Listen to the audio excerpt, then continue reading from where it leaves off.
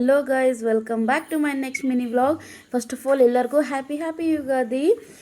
Ugadi guys ಇವತ್ತು. So ಅದಕ್ಕೆ ಬೆಳಗ್ಗೆ ಬೇಗನೆ ಇದ್ದು ಚೆನ್ನಾಗಿ ರಂಗೋಲಿ ಹಾಕಿದೆ. ನಮ್ಮ ತಮ್ಮ ಎಣ್ಣೆ ಹಚ್ಕೊಂಡು ಕ್ಲೀನಾಗಿ ಸ್ನಾನ ಮಾಡ್ತಾನೆ. ನಾವು ಹಬ್ಬ ಇವತ್ತು ಅಮಾವಾಸ್ಯೆ ಆಗಿರೋದ್ರಿಂದ 9 ಗಂಟೆಗಿಂತ ಬೇಗನೆ ಪೂಜೆ ಮಾಡಬೇಕು ಅಂತಂತಿದ್ರು. ಆದರೂ ಕರೆಂಟು ನಮಗೆ ತುಂಬಾ ಕೈ ಕೊಟ್ಬಿಡ್ತು. ಯಾಕಂದರೆ ನಿನ್ನೆ ಮಳೆ ಗಾಳಿ ತುಂಬ ಜೋರಾಗಿರೋದ್ರಿಂದ ಕರೆಂಟ್ ಕರೆಕ್ಟಾಗಿ ಕೊಡ್ತಾನೆ ಇರಲಿಲ್ಲ. ಆ ಗ್ಯಾಪಲ್ಲೇ ನಾವು ಎಲ್ಲ ಪೂಜೆ ಎಲ್ಲ ರೆಡಿ ಮಾಡ್ಕೊಂಡ್ವಿ.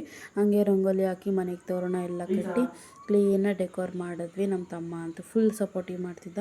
ನಮ್ಮಮ್ಮ ಅಡುಗೆ ಮಾಡೋಕ್ಕೆ ಸ್ಟಾರ್ಟ್ ಮಾಡಿದ್ರು. ಒಬ್ಬೊಟ್ಟನ್ನ ಹಾಗೆ ಆ ಗ್ಯಾಪಲ್ಲೇ ತುರ್ಕೊಂಡು ಎಲ್ಲ ಸ್ವೀಟ್ ಎಲ್ಲ ಮಾಡೋಕ್ಕೆ ಸ್ಟಾರ್ಟ್ ಮಾಡಿದ್ರು. ಮತ್ತು ಊರಿಗೆ ನಮ್ಮ ಅಜ್ಜಿ ತಾತಾಗ ಸ್ವಲ್ಪ ಕೊಟ್ಟು ಕಳ್ಸೋಕ್ಕೆ ಎಲ್ಲ ಪ್ಯಾಕ್ ಮಾಡ್ತಾ ಇದ್ದಾರೆ.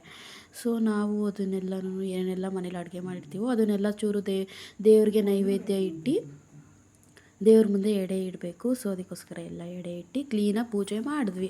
ಪೂಜೆ ಮಾಡಿ ನಮ್ಮ ಪಪ್ಪ, ನಮ್ಮ ತಮ್ಮ, ನಮ್ಮ ತಾತ ಎಲ್ಲನೂ ಗುಣಿ ಹತ್ರ ಅಂತ ಪೂಜೆ ಮಾಡೋಕೆ ಅಂತ ಹೋಗ್ತಾರೆ. ಅದಕ್ಕೆ ಸೊ ಅವರಿಬ್ಬರು ಹೋಗ್ತಾಯಿದ್ರು. ನಾವು ಅದಾದಮೇಲೆ ಪೂಜೆ ಎಲ್ಲ ಮುಗಿಸ್ಕೊಂಡು ಧೂಪ ಎಲ್ಲ ಹಾಕಾದ್ಮೇಲೆ ನಾವು ತಿನ್ನೋಕ್ಕೆ ಸ್ಟಾರ್ಟ್ ಮಾಡಿದ್ವಿ. ಒಬ್ಬಟ್ಟು ತುಂಬಾ ಚೆನ್ನಾಗಿ ಬಂದಿತ್ತು. ಇವತ್ತು ಕರೆಂಟ್ ಕೈ ಕೊಟ್ಟರು. ಗ್ಯಾಪಲ್ಲೇ ಎಲ್ಲ ನಮ್ಮಮ್ಮ ಬೇಗನೆ ಮಾಡಿಬಿಟ್ರು. ಚೆನ್ನಾಗಿತ್ತು. ಒಬ್ಬಟ್ಟು ತಿನ್ಕೊಂಡು ಈ ಹಬ್ಬದನ್ನು ಕಂಪ್ಲೀಟ್ ಮಾಡಿದ್ವಿ. ತುಂಬಾ ಚೆನ್ನಾಗಿ ಬಂದಿತ್ತು ಒಬ್ಬಟ್ಟು.